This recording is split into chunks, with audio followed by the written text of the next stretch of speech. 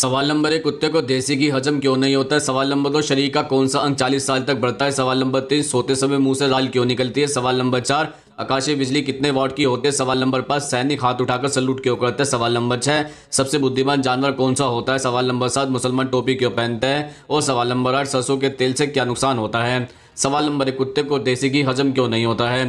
दरअसल वैज्ञानिक दृष्टि से अगर देखा जाए तो कुत्ते की उम्र लगभग 12 वर्ष के आसपास तक की होती है। कुत्तों में किसी वस्तु को देखने, सुनने, सूंघने, चखने तथा छूकर पहचानने की क्षमता बहुत अधिक होती है। कुत्तों के बारे में कहा जाता है कि इन्हें अवश्य रंगें भी सुनाई देती हैं। कुछ लोग तो यह भी कहते हैं कि कुत्ते पृथ्वी के चुंबकीय क्षेत्र को देख सकते हैं। दरअसल अब हम आपको बताते हैं कि कुत्ते को देसी घी हजम क्यों नहीं होता है। दरअसल इसका संबंध कुत्ते के पाचन तंत्र से होता है। कुत्ते का पाचन तंत्र वसा या फैट को पचाने के लिए बहुत संघर्ष करता है। इसकी वजह यह है कि इनके पाचन तंत्र में वसा या फैट को डाइजेस्ट करने वाले एंजाइम बहुत कम मात्रा में साबित होते हैं। बस यही वजह है कि कुत्ता घी या दूध से बने हुए डेयरी प्रोडक्ट को हजम नहीं कर पाता है। सवाल नंबर 2, शरीर का कौन सा अंग 40 साल तक बढ़ता है।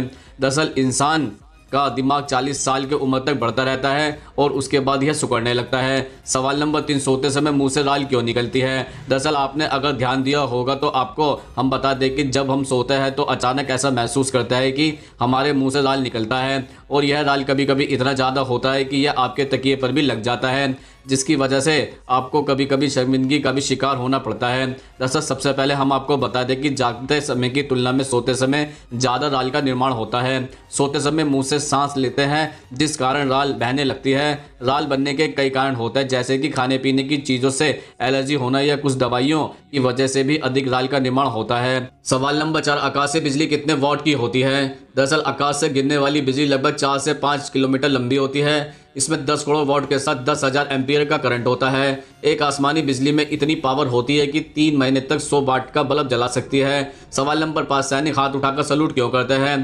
दरअसल सैल्यूट करने की प्रथा हमारे इतिहास में काफ़ी पुरानी है, लेकिन समय समय पर सैल्यूट करने के तरीके में परिवर्तन होते रहे हैं। ऐसा कहा जाता है कि शुरुआत में झुककर या जमीन पर माथा टेककर सैल्यूट किया जाता था।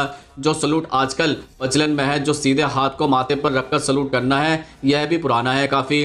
हम आपको बता दें कि 18वीं सदी के अंत तक तो सैनिक अपने अधिकारियों को टोपी उतारकर सैल्यूट किया करते थे।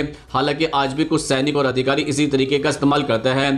दरअसल सिर से टोपी उतारने के स्थान पर हाथ कर उठाकर सैल्यूट करने की शुरुआत 18वीं शताब्दी से शुरू हुई थी। ऐसा कहा जाता है कि शुरुआत में जब सैनिक बंदूक चलाते थे उनके हाथ काले हो जाते थे। ऐसे में जब भी सैनिक अधिकारियों को टोपी उतारकर सैल्यूट करते थे तो उनकी टोपी गंदी हो जाती थी। तो इस टोपी को उतारने वाली प्रथा को धीरे धीरे बंद कर दिया गया और हाथ से सैल्यूट करने की प्रथा सिर्फ हमारे देश में ही नहीं बल्कि सारी दुनिया में प्रचलित हो गई। सवाल नंबर 6, सबसे बुद्धिमान जानवर कौन सा होता है। दरअसल सबसे बुद्धिमान जानवर चिंपैंजी या बंदर को माना जाता है। सवाल नंबर 7, मुसलमान टोपी क्यों पहनते हैं।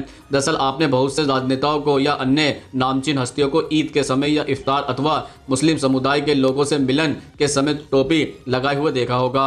हालांकि टोपी लगाना हर एक धर्म का हिस्सा नहीं है, लेकिन मुस्लिम समुदाय में टोपी का प्रयोग बहुतायत होता है। लेकिन स्वार्थी लोगों ने इसका भी राजनीतिकरण कर दिया है। अगर कोई नेता चुनाव के समय टोपी लगा ले तो उसको विपक्ष द्वारा मुस्लिम तुष्टीकरण बोला जाने लगता है। वहीं अगर कोई नेता सिर पर पगड़ी बांध लेता है तो वह सामान्य प्रक्रिया मानी जाती है। दरअसल वास्तव में पूर्व काल से हमारे पूर्वज टोपी या पगड़ी पहनते आए हैं। महिला सिर को ओढ़कर रखती है। खिलाड़ियों और सैनिकों की वर्दी का भी टोपी एक अहम हिस्सा होती है। सिर पर टोपी पहनना मुस्लिम परंपरा का एक हिस्सा है। इसका कारण न केवल धार्मिक है बल्कि वैज्ञानिक भी है। नमाज अदा करते समय मुस्लिम को टोपी पहनना धार्मिक प्रक्रिया का एक हिस्सा है, लेकिन इसके अलावा भी टोपी पहनने के बहुत सारे लाभ होते हैं। नियमित रूप से टोपी पहनने से बाल के रोग नहीं होते। यह सिर दर्द और आंख व कान के रोग में भी लाभकारी होती है। दरअसल अज्ञान के कारण सिर खुले रखने से बाल, सिर, आंख, नाक व कान के रोग बहुत बढ़ जाते हैं, क्योंकि सिर में सीधी धूप, हवा एवं बारिश का पानी लगना रोगों को दावत देता है। मुस्लिम रहनुमा ने शायद इस बात को अच्छे से समझ लिया था, तभी उन्होंने टोपी को अपनी धार्मिक परंपरा भी बना लिया। सवाल नंबर 8, सरसों के तेल से क्या नुकसान होता है।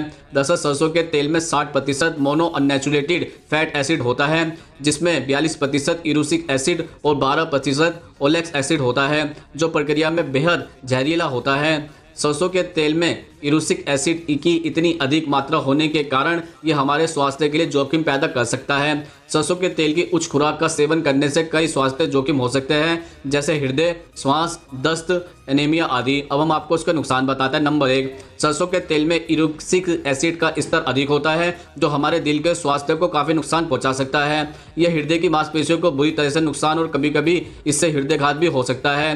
नंबर 2, गर्भवती महिला को सरसों के तेल की अधिक खपत से बचना चाहिए, क्योंकि इसमें कुछ रासायनिक यौगिक होता है जो अच्छी तरह से बढ़ रही भूमि के लिए हानिकारक हो सकते हैं, जिससे गर्भपात का खतरा भी बढ़ जाता है। नंबर 3, जिन लोगों को सरसों के तेल से एलर्जी होती है वो इसका सेवन न करें। इसका सेवन करने से लालिमा, खुजली, सूखी त्वचा जैसी एलर्जी प्रक्रिया भी हो सकती है। नंबर 4, सरसों के तेल के अत्यधिक सेवन से राइनाइटिस हो सकता है, जिसमें बलगम की झिल्ली में सूजन हो जाती है। खांसना, छींकना, भरी हुई नाक से पानी बहना आदि इसके लक्षण होते हैं। नंबर 5, सरसों के तेल का लंबी अवधि तक उपयोग कई तरीकों से त्वचा को प्रभावित भी कर सकता है। यह त्वचा पर मामूली से लेकर बड़े पकोड़े पैदा कर सकता है। यही कारण है कि आधुनिक चिकित्सक विज्ञान शिशु और बच्चों की मालिश के लिए भी सरसों के तेल का प्रयोग करने से मना करते हैं। तो दोस्तों, आज हमने आपके द्वारा पूछे जाने वाले प्रश्नों का उत्तर देने की पूरी कोशिश की है। अगर आप भी हमसे कोई प्रश्न पूछना चाहता है तो कमेंट्स बॉक्स में लिखकर पूछ सकते हैं, हम उसका उत्तर देने की पूरी कोशिश करेंगे। अगर ये वीडियो आपको पसंद आया तो उसको लाइक करें, कमेंट्स करें, ज़्यादा से ज़्यादा शेयर करें और हमारे चैनल को सब्सक्राइब जरूर करें। नमस्कार दोस्तों।